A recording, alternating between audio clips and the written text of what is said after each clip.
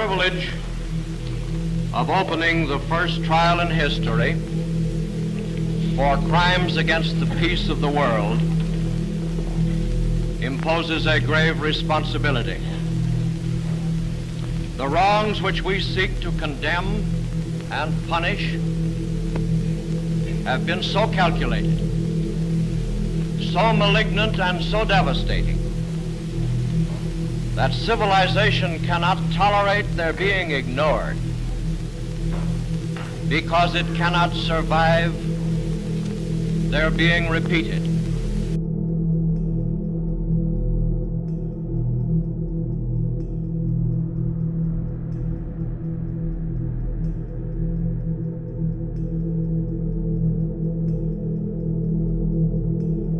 What's going on, everybody? My name is Nate Potts, aka Unholy Church Boy, and I wanted to switch it up a little bit today. While normally my content is more uplifting and more joyful and also talking more from a logical, philosophical perspective, I wanted my content in my video today to specifically talk about a historical event that actually happened within the past 100 years. The reason why I decided to talk specifically about the Nuremberg trials is because I've been having a discussion about whether morality is strictly relative from person to person, or if there are some objective truths in our experience. When I mean objective truths, I mean all of us as humanity can sit and look at something and be united and think, yo, that is wrong, or yo, that is right. With that being said, if you're a person that doesn't believe in objective truths, aka you're a person that doesn't believe in a God or a coder that makes just certain things objectively wrong, you're forced to say that morality is relative, and that just depending on a person or how they feel, that's who determines what's right and what's wrong. The goal of this video today is to demonstrate to you as a viewer that there absolutely has to be a God. And furthermore, I'm trying to demonstrate to you that God made his presence felt in this trial. Without further ado, let's get into this case study. The Nuremberg trials were a series of trials held in Nuremberg, Germany from November 20th, 1945 through October 1st, 1946, in which former Nazi leaders were indicted and tried as war criminals by leaders of the Allied forces. Now, the main countries that were ahead of the International Military Tribunal were the United States, Russia, France, and Great Britain. Now, before I go any further, I just want to point out that I'm not trying to paint the Americans in particular or the Allied forces as the good guys, because at the end of the day, there are no good guys in war. I know for a fact that the United States, or all the Western countries for that matter, have blood on their hands.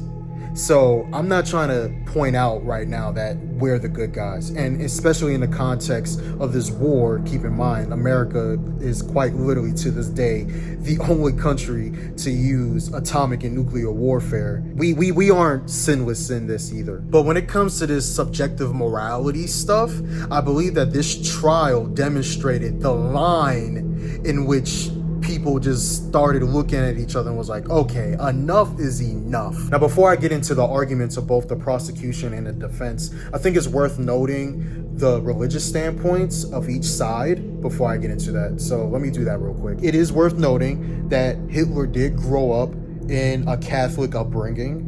However, throughout time, he gradually distanced himself away from it because ultimately he understood that he couldn't fully be a Christian and also condone some of the things that he was performing. I've heard and read countless people try to proclaim that Hitler was a born-again Christian doing these things. And if you are one of those people that are doing that, I just want to point out that, one, you truly don't understand who Hitler historically was as a person, because ultimately he wanted to destroy the church and that he didn't see Christianity as necessary ultimately. But two, you also don't understand the idea of Christianity, which is that you need to have a personal relationship with Jesus. Well, let's just say that it's kind of hard to have a relationship with Jesus while also killing his own people. Yeah, Do y'all forget that Jesus was a Jew? So to add on to the fact that Hitler strictly only saw the church as a way to gain power, especially during his rise. In fact, one of the things that he did was when he survived an assassination attempt, he actually used God, or the providence in this case, that's the term that he used for the Almighty or God or whatnot. He said that, oh, the reason why I survived this assassination attempt is because God clearly wants me to rule over you all. Man, that sounds awfully familiar. I don't know. Where have I heard that in recent history? I don't know. And then on top of the fact that all of the people that were on trial, they also were anti-religion. It's safe to say that these guys were so far away from God that they basically wanted nothing to do with him. It's clear that Joseph Stalin was a very ardent atheist. Regarding the other Western nations, and just for the sake of simplicity, I'll be speaking mainly on behalf of the United States, but we are nations that don't necessarily identify with a certain religion, for we exemplify and we uphold religious tolerance. Though if we're just going to keep it a whole buck, if we're going to keep it 100, if we just going to keep it a stack,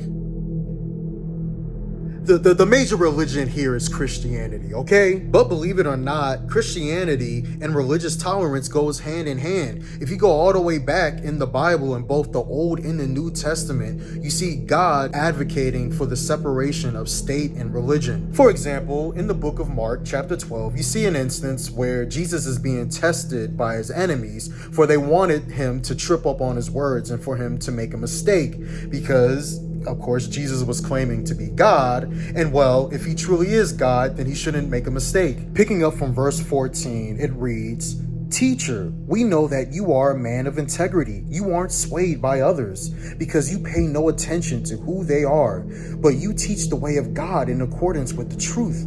Is it right to pay the imperial tax to Caesar or not? Should we pay or shouldn't we pay?" But Jesus knew their hypocrisy, and this is what Jesus said directly. "Why are you trying to trap me? Bring me a denarius and let me look at it." They brought him the coin, and then Jesus asked them, "Whose image is this, and whose inscription is it?" They replied, "Caesar." Then in verse 17, Jesus said to them, "Give to Caesar what is Caesar's, and give to God what is God's." Let me rephrase that. Give to Caesar, the state, what is the state's. Give to God's what is God's. At the end of the day, Jesus is the one that wants to create a society that has religious tolerance, because ultimately Jesus wants to level the playing field so that you don't have an excuse. I know this might seem a little bit off topic, but I promise I'm going somewhere with this in the context of this video. I'm just trying to illustrate to you all that although the United States and other Western nations for that matter are secular, the foundations of these countries in every way you can imagine are Christian. In fact, I'll go so far to say that secularism is basically people who understand and identify how good and fruitful God's words and morals are, but don't want to give God credit, because pointing to God now means that you got to follow everything that's in the book. And this definition of secularists couldn't hold any truer than for the prosecutor of this trial, Robert H. Jackson, the person that you saw in the beginning of the video. Now, when I was doing research for this video, I was hoping and praying that the person that you saw in the video was this devout Christian man that went to church every Sunday and went to Bible study every Wednesday and always had a Bible next to him. But actually, it was quite the opposite. But I think where me and Mr. Jackson do agree on is our objective truths when it comes to morality. Like many secularists today, Mr. Jackson was someone that grew up in a Christian society. But unlike many people today, Mr. Jackson was really close to the source. I mean, you would easily mistaken him for a Christian by just how much knowledge he had. In fact, outside of this Nuremberg trial, one of his more famous speeches that he gave was called The Challenge to the Christian Conscience. In this speech, one of his main goals was to encourage Christians to help Jewish people across the world who were separated because of the Jewish diaspora to help them reunite together in their ancestral homeland, which is Israel. Some of you might be asking yourselves, wait a minute, I thought this man was a secularist. Is he advocating for fulfilled prophecy? You're 100% right. And it's not a coincidence. In fact, Mr. Jackson points out in the books of Ezekiel, in the books of Isaiah, in the books of Amos, how God has a plan to reunite his people in Jerusalem. Again, this is a secularist doing this. Furthermore, once you do get to the Nuremberg trials, which I promise we're going to get in a second, he actually uses a lot of Christian terminology. And whether if he did this on purpose or not, it's clear that God was working through him. So I say all this to say, while yes, the prosecutor, Robert Jackson, wasn't a Christian, he was so close in understanding Jesus.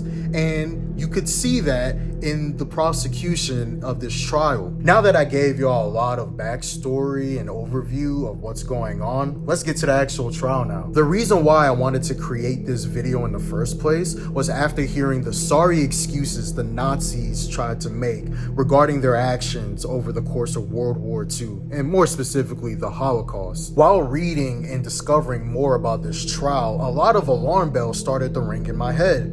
Why, you may ask? Well, a lot of the arguments that the Nazi defense made during this trial are the exact same arguments that moral relativists, or at least the people that I've been discussing with, they're making the same arguments, and that's scary. The main argument and idea that the Nazi defense was always hammering was this idea that the Nazis were just following orders. All right, keep in mind, all of these generals were the right-hand men of Hitler, who, by the way, couldn't make it to the trial because he poof himself.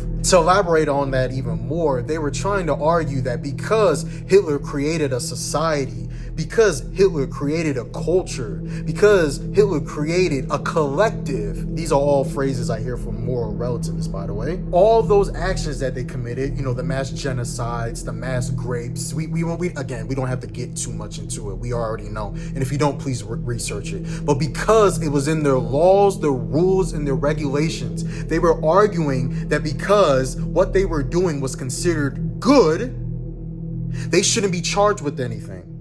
Because who is to say what they were doing was wrong? Because again, keep in mind, these people were convinced that good was eliminating all the filth that takes up this world, so that the progressive and the most superior race, aka the Aryan race in this case, can flourish and succeed, and ultimately humanity will be saved. Again, that is what they considered good. Now, of course, they had the assumption that there wasn't any ultimate eye in the sky that was saying what was right and what was wrong, objectively speaking, of course. And believe it or not, the argument almost worked. In fact, the British in particular were very uncomfortable with judging and charging military generals with things that they do during war, which is fair, I guess. But our boy Robert H. Jackson came in with his American flag and his American swag and whatnot, and just washed all of that out of the water. Because it's one thing to do inhumane things to soldiers that are shooting back at you. Okay, it's one thing for that. If you don't want to take prisoners of war, which the Nazis didn't really do, they always killed everybody on sight. That's one thing. It's another thing to try to kill civilians, okay? How can you justify killing 2-year-old children that don't even know how to spell yet, or 80-year-old ladies that are minding their own business? How can you justify taking millions of people, forcing them out of their homes, onto buses and trucks, taking them to what are called concentration camps, and saying that was an act of war? Get out of here. Since atrocities and crimes had never been committed on this global of a scale, Mr. Jackson understood what he was doing was unprecedented for its time. He was able to come up with 4 charges that to this day are the standard laws that nations use to charge any person or group who decides to perform similar actions to the Nazis. These charges were crimes against peace, crimes against humanity, war crimes, and a common and thought out plan to commit the first 3 charges. Mr. Jackson, in his prosecution, washed all of the Nazi arguments away when he mentioned how there was a law above the law, which is kind of ironic, by the way, because this is a secular man, someone that didn't believe in God saying this, but he was the one that was preaching that there was a law above the law. Now, what is that exactly? Regardless of if you are an American or if you are a Russian, regardless of if you are a male or if you are a female, regardless of cultural identity, there are just some things that unite all of us as humans, morality speaking, that we understand are just objectively wrong. Murder is always wrong. And I'm not talking about killing. There's a difference between killing and murder. Murder is the pure intent of you wanting to take someone off this earth in a very malicious way. Grape, another thing, grape.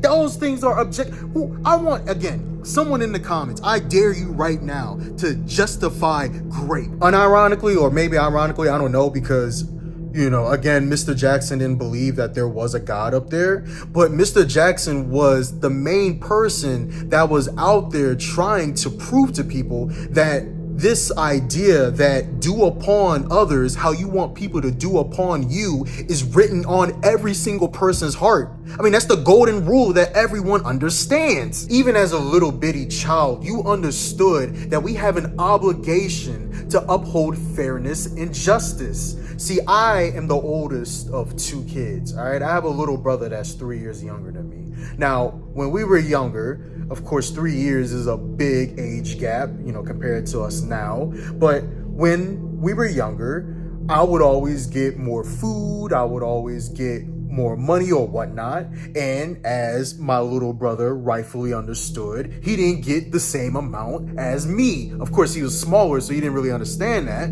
But my brother, rightfully so, would say, that's not fair. See, everybody understands justice to a certain extent, and that's because God puts that on our hearts. I'm sure if you asked any of those Nazi generals if they would allow what they were doing upon millions of people upon them, all of them would have said no. In a similar fashion, it's as if you ask a burglar or someone who makes a living stealing from people if they would be okay if someone stole from them, I'm sure every single one of them will tell you no. You know why? Because they understand what they do upon other people, they don't want done upon themselves.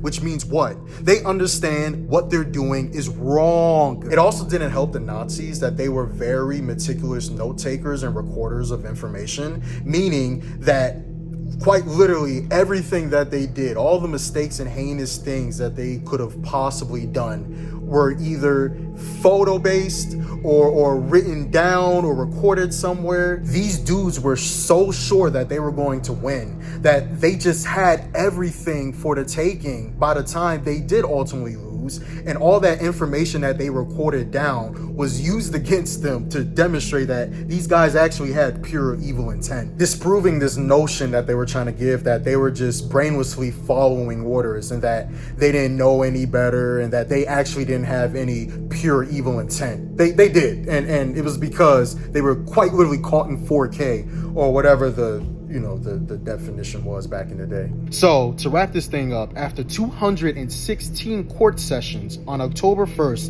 1946, the verdict on 22 of the original 24 defendants was handed down.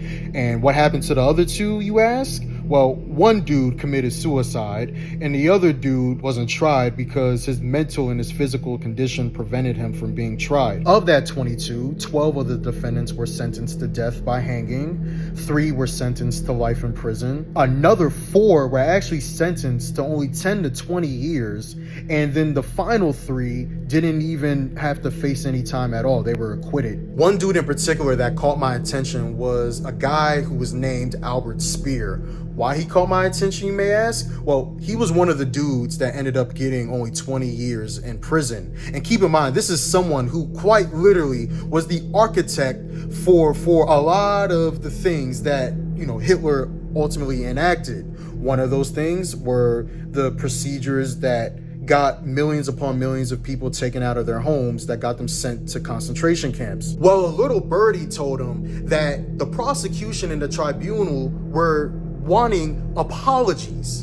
And if they got that apology, they would be willing to lighten the sentencing. So Albert Speer, being the smart man that he was, owned up to his mistakes and apologized, hence why he got only 20 years. Now, you know what that kind of says about the other defendants? These guys were so stubborn, so prideful, so evil, so stuck in their ways that they couldn't humble themselves to give a fake apology to save their own lives. Bro, you have to stand on business that much? Anyway, I hope this video did a really good job painting why there has to be a God and why moral relativism ultimately fails. Because again, if we can say that there are no objective morals, there's no objective values, then the things that the Nazis did is not inherently bad. And it's only a matter of each person's opinion if what they did was wrong. But again, on the grandest of stages, God made it clear that what the Nazis did was objectively wrong. So all my moral relativist friends, and I call y'all friends because you take the time to,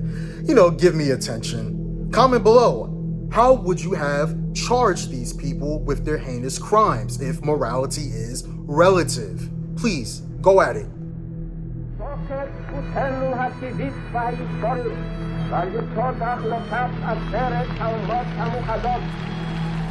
אנו מכריזים בזאת על הקמת מדינה יהודית בארץ ישראל